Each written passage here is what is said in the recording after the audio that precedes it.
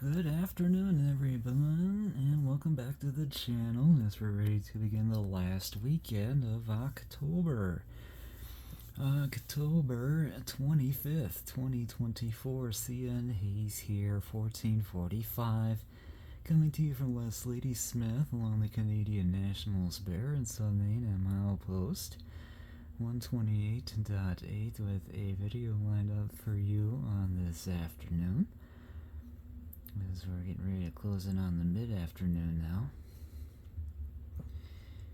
We have the roll-by of the outbound of today's S773 81 of the 25th here. That had the ET44AC of the 3013 that made its return as it was in tow on the southbound Wabtec the other day, which was Wednesday night because it was on the 564 when some of that train was caught with multiple defects. One was for a hot wheel bearing and another of dragging equipment from a tank car that had a drawbar come off.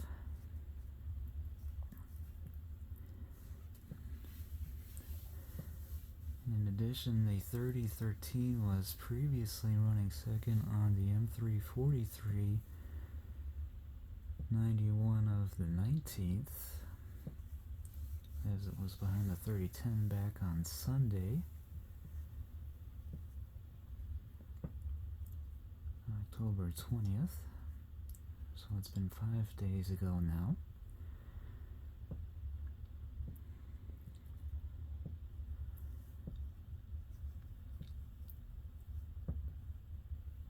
First 25 sand loads were from the Source Energy Service Poskin plant to begin, while the remaining 77 were from the Source Energy Services of Weyerhaeuser location.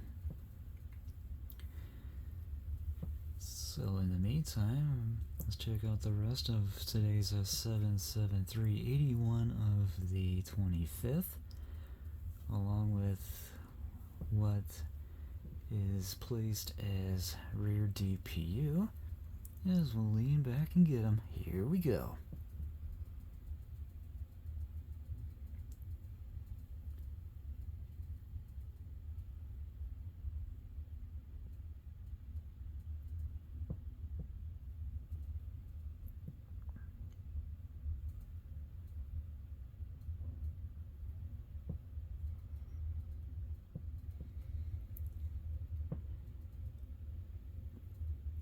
Earlier today, 519 made the return. It might have been a power move return, as it didn't have much to do today.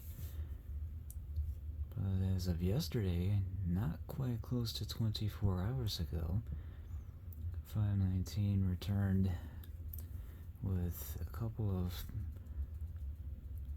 pulpwood loads from Bell Polo Baron, including a gondola with old rail ties, and then followed with 10 liquid propane tank empties from yesterday's 519 81 of the 24th, with the SD60 duo of the 5423 and 5445 that went at it again. And I hear the rear DPU now for the S773 as the 3013 gets ready to take the North Y and enter the Superior Submain from there. And it's WFRX 810-365 and ES44.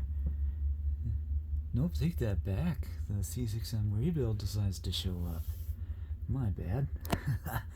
I guess I didn't expect that, but why not? And that one was from the second batch, and that was none other than the 3328. I thought there was another GEVO on there, but no, that was a Wabtec GE rebuild of the CN3328 that was previously built as a Dash 9 of the CN.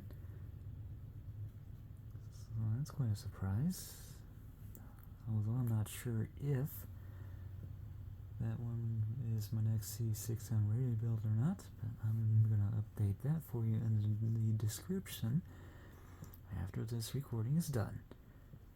So with that, that is going to do it for today's S773 81 of the 25th, and we'll do it for the ET44AC of the 3013 and the rear DPU of the C6M rebuild of the second batch of the 3328. And we'll do it for this video at West Ladysmith, near Ladysmith, Wisconsin. Thanks for watching, folks. Have a great afternoon. Have a great weekend. I'll see you next time, and I hope I will see you along the main line. See ya and haze out.